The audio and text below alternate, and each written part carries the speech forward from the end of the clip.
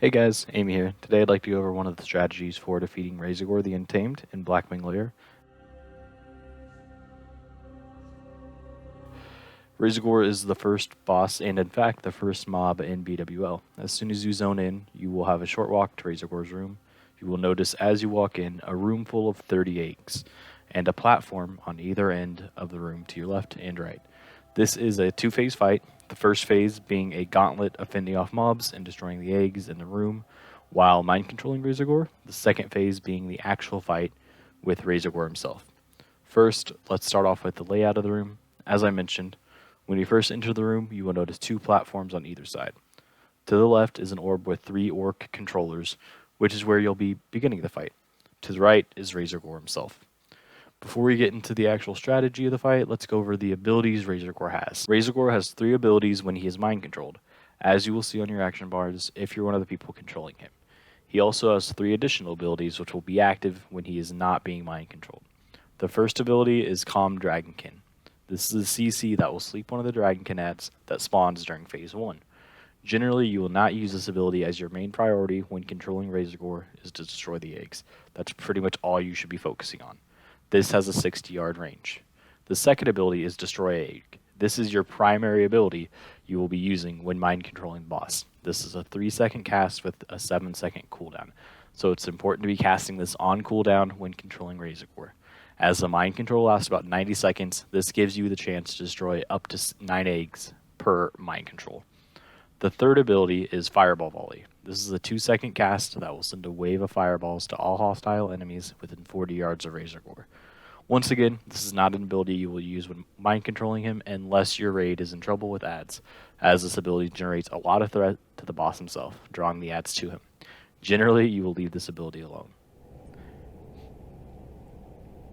As previously mentioned, Razorgore also has 3 other abilities that become active when not mind controlling him.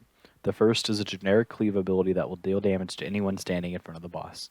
So unless you're the person currently tanking Razorgore, you should not be standing in front of him. Groundbreaking, I know. The next ability is a Conflag. This will stun the person who currently has aggro and inflict 3,000 damage over 10 seconds. It will also scorch nearby enemies for 150 damage as well. The final ability is a War Stomp, which inflicts damage, knocks back, and stuns all players within 15 yards. DPS, you can negate this by fapping, so I'd recommend to be prepared to fap during this fight. However, for tanks, I'd recommend using a Greater Stone Shield Potion over fapping. Now, let's talk about one of the strategies, the strategy I'll be using in my guild for the fight itself. The pool.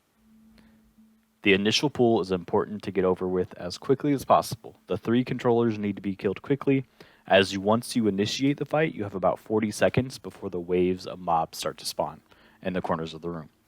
You will want to go in, have your tanks pick up their target, and immediately get your first mind controller to control Razorgore to start destroying eggs.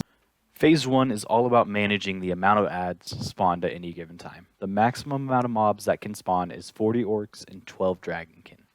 Let's first talk about the types of mobs that will spawn, and then we will go over how to deal with them and then the raid position during this phase. There are 3 types of ads that will spawn during phase 1. The first we will go over is a Dragonkin. Since these are Dragonkin, druids can CC these mobs with Hibernate, which makes focusing the other ads much easier. I suggest using druids to CC these whenever possible, otherwise tanks should pick these up as they do hit the hardest of the mobs. The second mob is the Legionnaires. These are melee mobs. Tanks should once again pick these up whenever possible and kill as normal. They do have a cleave ability, so they should be faced away from melee DPS. The third and most important mob to keep track of are Blackwing Mages. This will be your first priority to kill as they spawn.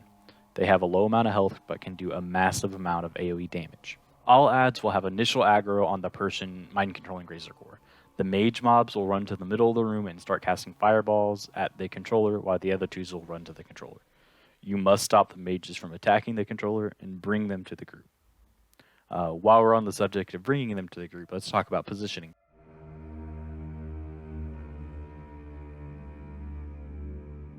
During phase 1, the raid will want to all move onto the platform where the Orb of Domination is. You will have ranged DPS and healers stand on top of the platform, whereas melee DPS and tanks will be at the bottom of either ramp.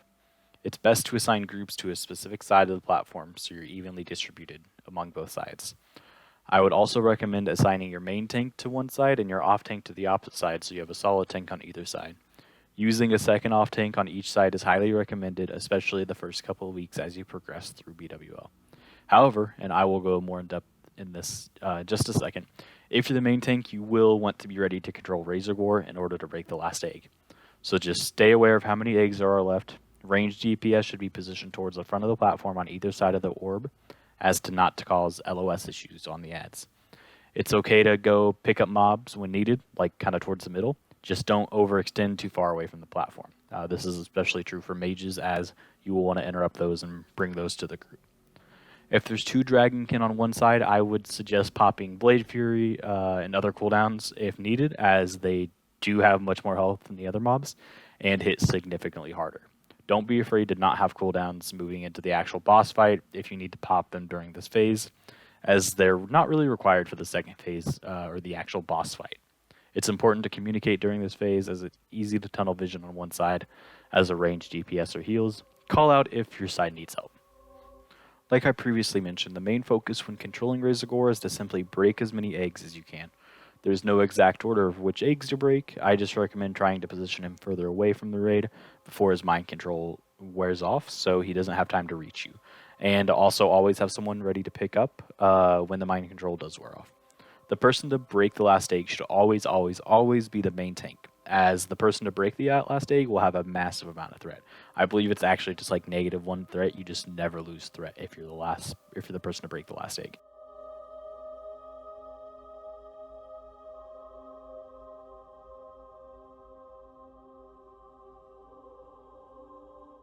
Once you break the last egg, Razorgore will then go after whomever broke that egg. As I said, this should be your main tank, so you will easily be able to keep aggro as the main tank. You will want to position Razorgore between the platform where you were killing the ads and the door leading into the next room. This will allow ranged and healers to LOS the fireball volley as it's being cast by simply walking behind the corner of the platform you were originally controlling Razorgore from. As main tank, you will want to be facing Razorgore away from the group. As the off tank, you will want to be right behind the main tank on the threat meter at all times. And this is a recurring theme throughout BWL, remember that. During phase 2, Razorgore will cast Conflag, which will stun your main tank. He will then immediately turn to whoever has the second highest threat. This is why off tanks want to be right behind the main tank on threat. As an off tank, you want to be standing behind Razorgore until your main tank gets conflagged and he aggroes onto you. You will then turn to him and tank him while standing slightly beside the main tank, as to not take the AoE damage from conflag.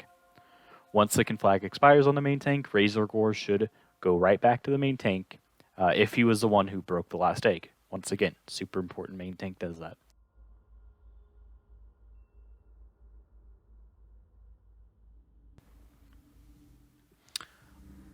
Also, I'd like to take a little moment to just emphasize this point that I've been making about threat before ending this video, because I honestly cannot stress this enough. Please keep in mind that 5 of the 8 bosses in BWL are immune to taunt. Be nice to your tanks, please. That means that if the tank loses aggro for any reason, he cannot taunt the boss to pick him back up. No mocking blow, no bear roars, just straight up has to out generate threat comparatively to the person who just pulled aggro. So please remember that. Your threat meter is literally the most important thing in BWL. Threat is the most important mechanic to watch at all times, because you will cause your group to wipe by not watching your threat, especially on bosses like Veilstraz, where he can turn around and just absolutely decimate the whole entire raid. This also means tanks need to be geared and spec'd appropriately to generate massive amounts of threat. Your threat generation is the DPS ceiling. That's just how it goes. The more threat you can generate, the more DPS can do. But once again, it just kind of comes down to people watching how much threat they're pulling. You don't want to be the reason your guild wiped on Veil because you popped all your CDs and went big dick 4 seconds into the fight after the main tank picked him up. So that's just something I really want to stress. But yeah, that's about it. Thanks for watching, everyone. I hope you learned something, and I will see you for Veilstraz soon.